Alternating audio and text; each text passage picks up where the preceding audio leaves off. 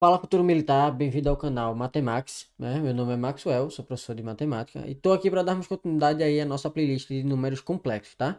Se você não assistiu às duas aulas anteriores, eu peço que você volte, assista às aulas para depois assistir essa aqui, que é a continuação das duas primeiras, tá? Na primeira aula eu expliquei o que é um número complexo na sua forma algébrica, na segunda eu falei sobre as potências de i, e nessa aqui nós vamos falar um pouquinho sobre módulo e sobre conjugado, tá? Antes de falar sobre módulo, né, para falar sobre módulo, na verdade, eu vou explicar uma coisa interessante a vocês, que é a representação de um complexo no plano. Onde esse plano, né, não é o plano comum que a gente conhece, né, embora a gente enxergue ele da mesma forma, mas ele tem um nomezinho diferente que a gente chama de plano de Argand-Gauss, né, ou plano complexo. Né? Esse plano ele é dado da seguinte forma: nós temos dois eixos, assim como o eixo x e eixo y, onde esse eixo vertical e esse eixo horizontal eles são o seguinte: o meu eixo horizontal ele é o meu eixo real, né? Lembra que o número complexo ele tem parte real, tem parte imaginária. O eixo horizontal é o eixo que representa os números, né, da nossa parte real do número complexo, né? Então eu posso dizer que aqui é o real de z, tá?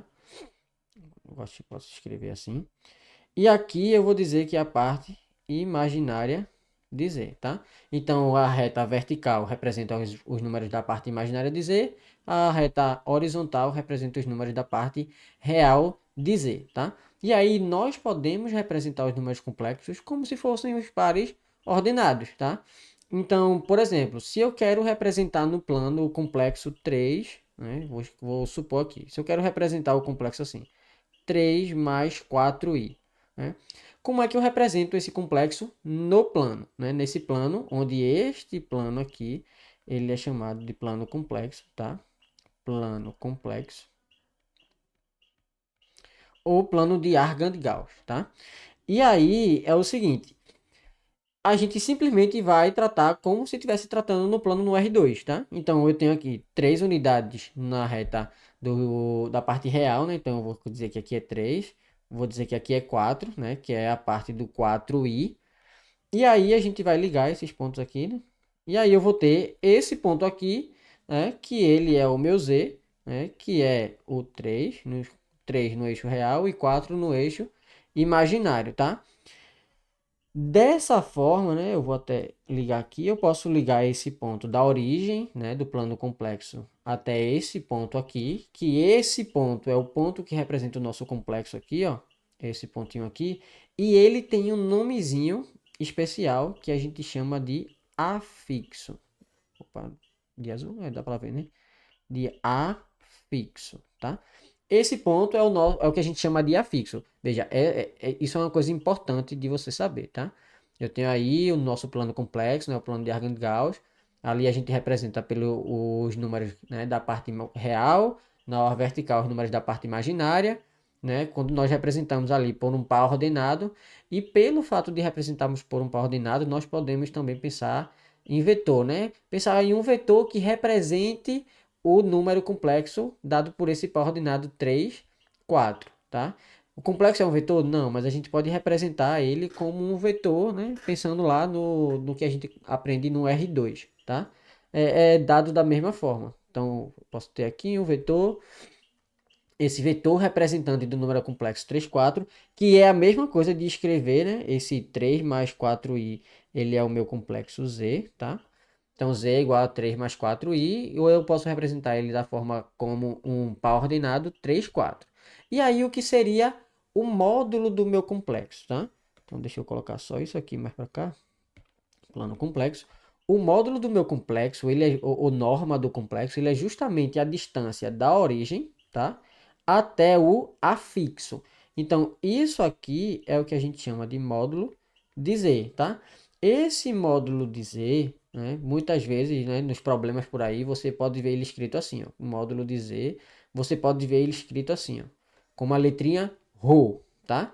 Então, ρ, né, quando a gente vai escrever até na forma trigonométrica, muitas vezes a gente escreve assim, z é igual a ρ cis de θ, tá? Esse ρ é o módulo do nosso complexo z, beleza? E aí, o módulo, ele é a distância, né? Como eu já falei, desse ponto aqui até, né, da origem do plano complexo até o afixo, né, que está ali colocado no o ponto, né, o par ordenado, né, que a gente está representando ali no plano. Quando a gente fala de módulo, a gente tem algumas propriedades, tá, que são importantes de a gente saber. Deixa eu anotar aqui. Uma propriedade importante dos módulos é a seguinte, que o módulo do produto, né? Imagina que nós tenhamos dois complexos, um complexo Z e um complexo W, tá? Eu vou trabalhar assim, ou eu poderia trabalhar com Z1 e Z2, ou trabalhar com Z e W. Então, o produto, né? O módulo do produto é o produto dos módulos, tá? É o produto dos módulos. A divisão, né? O módulo da divisão, né? O módulo da divisão é igual à divisão dos módulos, beleza? Outra, que aí, essa é bem importante você saber, que é o que a gente chama de desigualdade triangular, tá? Para os complexos. Então tá aqui, que é o módulo da soma, ele é menor ou igual ao módulo de Z mais o módulo de W, tá? Isso aqui é a desigualdade triangular. Desigualdade, igualdade triangular. Triangular. Minha letra não é muito bonitinha não, né? Mas espero que esteja dando para entender. Então vamos lá. Se você perceber aqui nos complexos, né? Lá em cima, né? No início ali no nosso plano de Argand-Gauss, perceba que quem é o módulo de Z, né? Quem é esse módulo de Z? Ó, eu vou escrever até de amarelo aqui, ó. Esse módulo de Z, se você perceber aqui, nós vamos ter, ó, um triângulo retângulo, tá? Dado aqui, ó.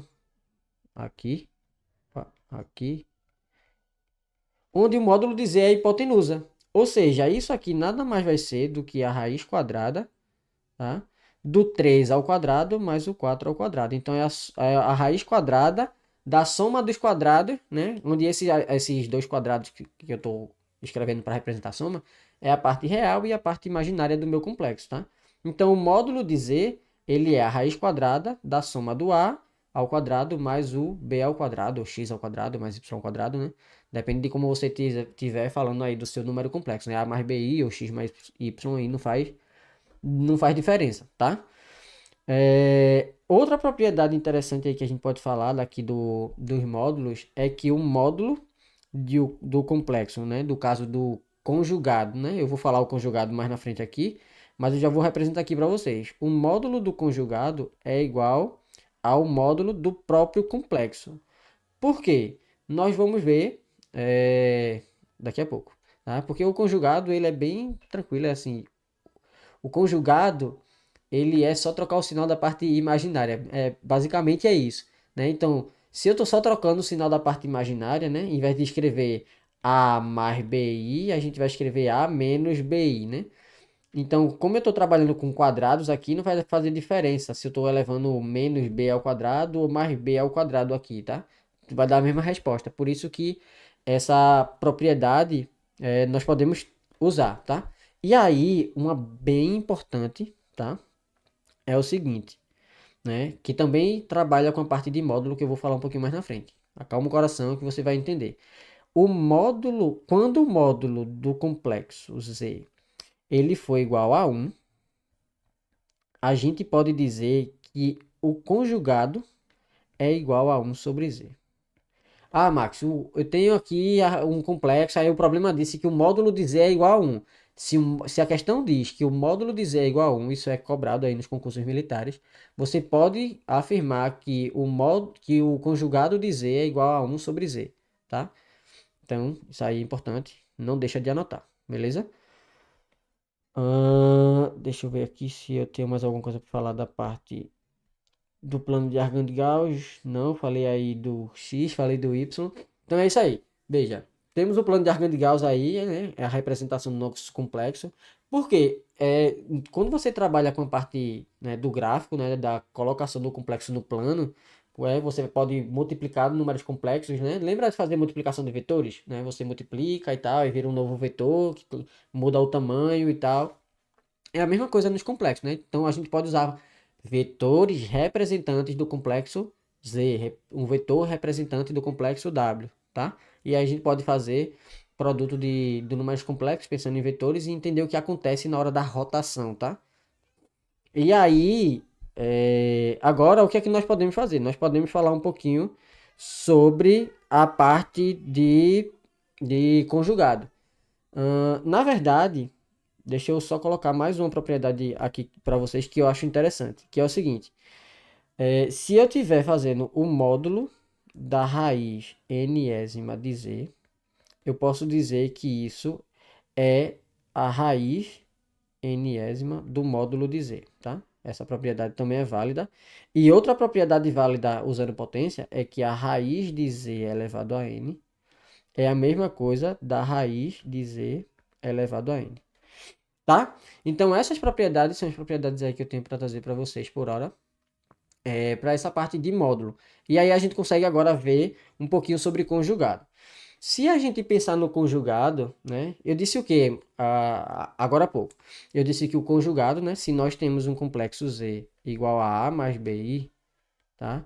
O conjugado ele é representado por um Z com uma barra em cima, ou W com uma barra em cima, tá? A gente vai dizer que esse Z barra, ele é o A menos BI, tá? Então a gente simplesmente só muda o sinal da parte imaginária. Pensando no plano, tá? A gente teria um vetor aqui representante do complexo aqui, tá? Z. O Z barra, ele seria para o lado de cá, tá? Eu mudei. Se aqui, por exemplo, era 4, aqui embaixo vai ser menos 4. Então aqui é o nosso Z barra. Pensando na rotação, né, no ângulo, aqui eu rotacionei θ, para cá eu vou rotacionar ao contrário, menos θ. Beleza? Então isso é bem importante aí. Para os conjugados, nós temos algumas propriedades que são importantes, né? Deixa eu só filar aqui da minha fila, para eu escrever em ordem. Quando nós vamos falar do conjugado, nós podemos ter algumas propriedades, tá? Deixa eu colocar aqui, propriedades. Se bem que eu nem escrevi isso no outro, né? Na parte de módulo, propriedades.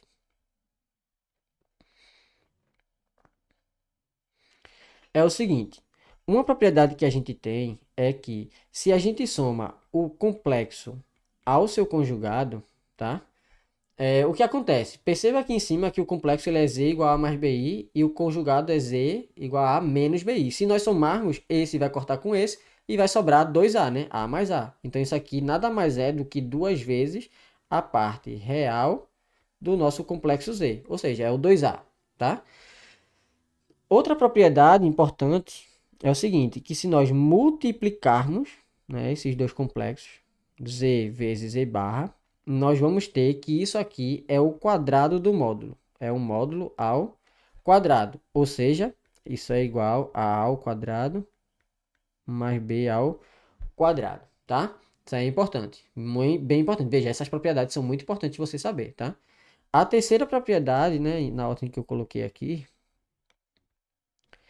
é a seguinte. A soma, né, o módulo da soma, é porque para as propriedades de soma, subtração, multiplicação e divisão, para os módulos, é só separar. Como assim, só separar? O módulo da soma de dois complexos é a soma dos módulos. Então, soma dos módulos não, eu estou falando módulo, é conjugado. O conjugado da soma é a soma dos conjugados. Z barra mais W barra. O conjugado da multiplicação, né, Z vezes W barra, isso vai ser Z barra vezes W barra. Se eu tiver Z dividido por W barra, tá? Conjugado disso. Então, isso nada mais vai ser do que Z barra dividido por W barra, tá? E aí, deixa eu trazer mais um aqui que eu acho importante, né? Eu tô dizendo, esse curso aqui é completíssimo. Como bem completo, tá? Eu tô falando módulo, o conjugado, tá? De Z elevado a N é o conjugado de Z elevado a N, tá? Isso aqui para todo N pertencente aos naturais, beleza? E por último, e muito importante, que cai muito, tá? Cai aí no ITA, no IME, na AFA, iPhone, SpaceX, você tem que saber isso. Quando um problema disser, é uma coisa que eu uso bastante em resolução quando aparece isso.